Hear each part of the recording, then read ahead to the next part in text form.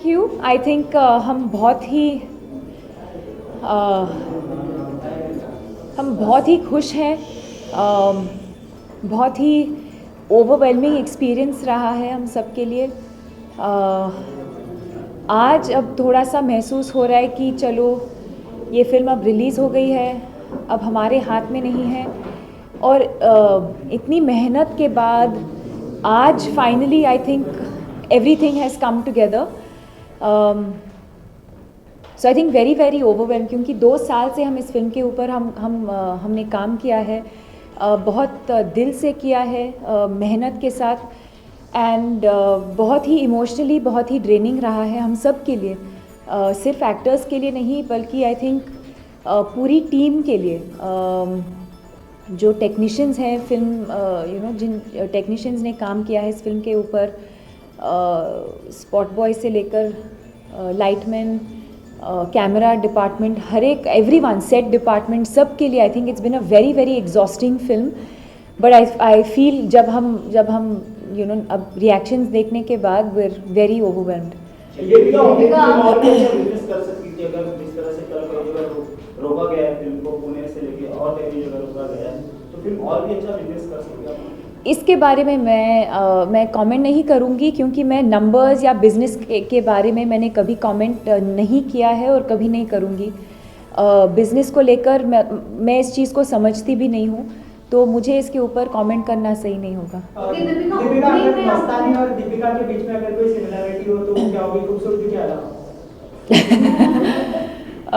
Thank you. I think similarities तो I think मस्तानी के जैसे ही, और सिर्फ मैं नहीं, आई थिंक एवरी वुमन, और मैंने हमेशा ये कहा है हर एक औरत के अंदर कहीं ना कहीं वो जो डिटर्मिनेशन है, जो स्ट्रेंथ है, और कैसे वो मल्टीटास्क करती है, या कैसे वो मतलब when so many people are against her, फिर भी वो इतने मतलब दिल से and with so much strength, inner strength, she goes after what she wants. I think कहीं ना कहीं हर एक औरत के अंदर ये गुण होते ही हैं।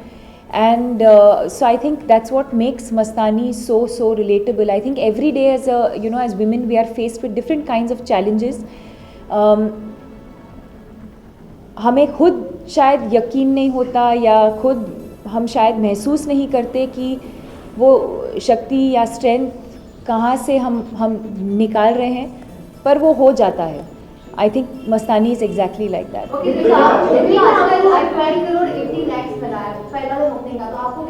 अभी क्या कहा, अभी क्या बोला मैंने? अभी क्या बोला मैंने?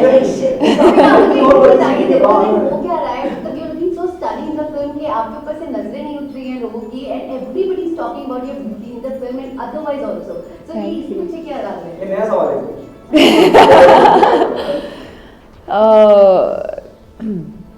राज क्या है? राज तो एक तो मैं अपने पेरेंट्स को थैंक मैं कर सकती हूँ, और बाकी आई थिंक ये संजय सर का विजन था, संजय सर का विजन है कैसे वो एक्ट्रेसेस को प्रेजेंट करते हैं पर्दे पर। और मेरी पूरी टीम ने बहुत मेहनत की है। My hair team, my makeup team, Anju Modi ji who is done the costumes, Sudeep da को मैं क्रेडिट दूंगी obviously because of the way he has captured everything.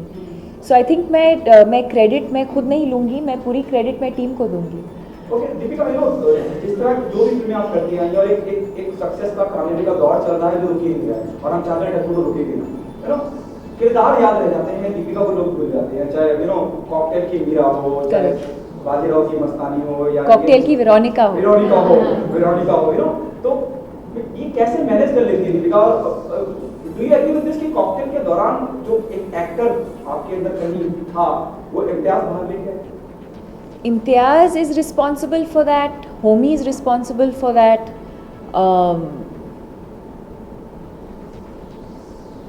और कहीं ना कहीं आई थिंक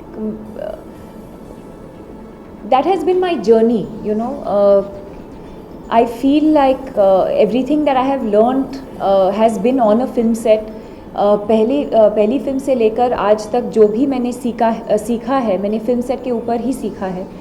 और मैं क्रेडिट मैं सिर्फ इम्तियाज़ को नहीं दूंगी, डेफिनेटली इम्तियाज़ को दूंगी, but at the same time Homi Adajania को भी दूंगी, और मेरे सारे डायरेक्टर्स जिनके साथ मैंने काम किया है, संजय सर को मैं दूंगी, क्योंकि संजय सर को दूंगी, शुजीत सर को दूंगी, रोहित शेट्टी सर के साथ, एंड मोस्ट इम्पॉर्टेंटली फारा Khan who launched me.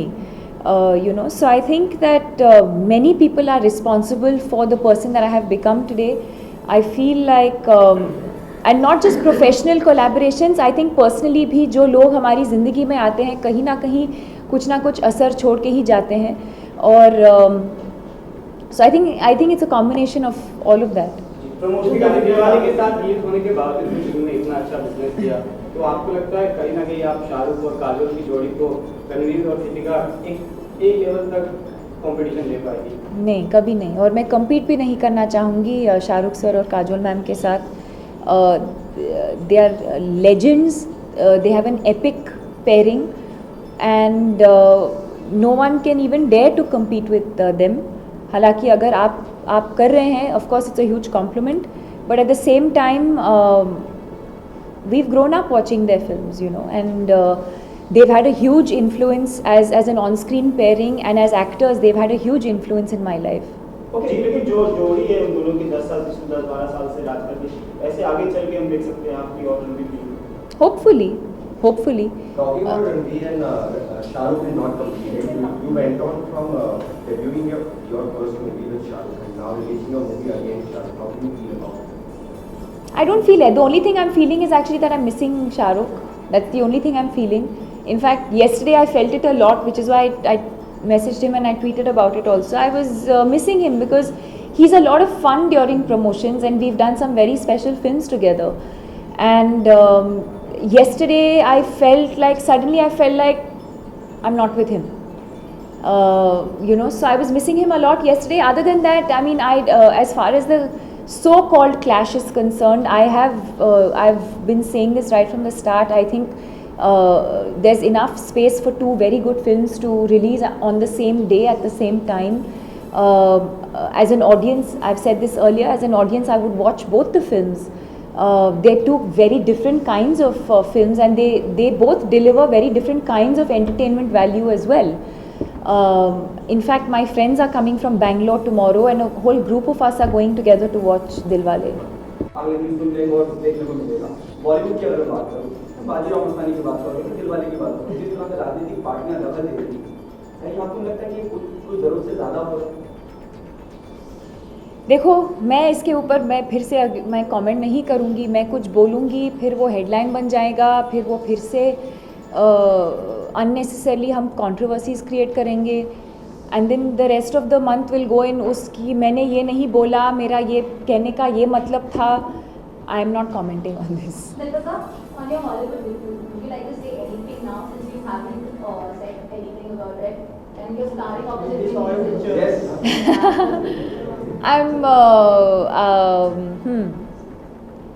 I'm here for the I say moment. congratulations on that. Merry Christmas and a very Happy New Year. On Wendy's, please, something on. Merry Christmas. Deepika, Ranveer की बाजीराव की मस्तानी बनने के बाद हमने cute सा video देखा जिसमें आप रणवीर की नीचे Yeah. तो उसके बारे में थोड़े how it feels like? मैं तो बहुत खुश थी. मैं मतलब बहुत महीनों से चाहती थी कि मैं ये करूं, एंड वेरी ऑफन मैं उनको थ्रेटन करती थी कि someday I just take the scissors. Luckily कल I think he was also ready, though I don't think he was fully. In fact उन्होंने खुद प्लान किया था कि 10 तारीख के अराउंड वो उनका लुक चेंज करेंगे, and he kept delaying the date because he was not ready. And finally yesterday हमने डिसाइड किया कि आज फिल्म रिलीज़ हो गई है, and we decided to change his look, because I think as actors also, when you live with the same look for so long, you constantly feel like that character, and now the film has released and he should get that character out of his system, and the only way to do it was to just wake up in the mornings and he should look completely different. So that was the only way of doing it. How's that? Better. Completely fine. I'm much better than I was 2-3 days ago. Deepika, Where let him will you after such a After 16 days. What is after 16 days? Oh, I will be with my family. I think this year I have. So. Oh, birthday. Oh my God. Yes, with my family. With my family. I come back to work in Jan after my birthday. Celebrating Mumbai or going out? In Bangalore for now. Any chance of meeting Mr. Amol Gupta? For what? He is making a film on Kaustya with Sanjay. So, No. any? I've not been off. No, I've not been offered this film. No, not any chance for this? I've not been offered the film. If they are considering me, of course, I would be interested in reading the script. But I've not been offered the film officially. I'm hearing about it for the first time. And secondly, the award season is started. Tomorrow is an award ceremony. 22nd is also the 5th. So both you are winning all the awards. Then does it matter to you that getting awards coming on the? It doesn't matter, but it doesn't not matter also. I think what's more important is the love and appreciation. I've always said this. I think what's more important is the love and appreciation that we get for the films that we do. Yesterday I was in the lift and a 90-year-old lady came into the lift and she had already seen Bajirao Mastani and she looked at me and she didn't address me by my name. She said, "Hello Mastani." I mean, these are the moments that we live for as actors. And I think those are the precious moments that are beyond even the awards. Any birthday gift you want? Any birthday gift I want? I want to spend more time with my family. That's my birthday. I'd like that as a birthday gift. Any resolution? Not specifically for New Year's. I'm not the kind of person who waits for New Year's to make a resolution. If I put my mind to something, I decide to go after it there and then, like Mastani does. I'm not someone who waits for the New Year. But for everyone and for myself and for everyone, I wish you all peace and happiness. Deepika, before you leave, like we have got a bit late, so can you inform and do you think there's an event you can please Yes, I will inform.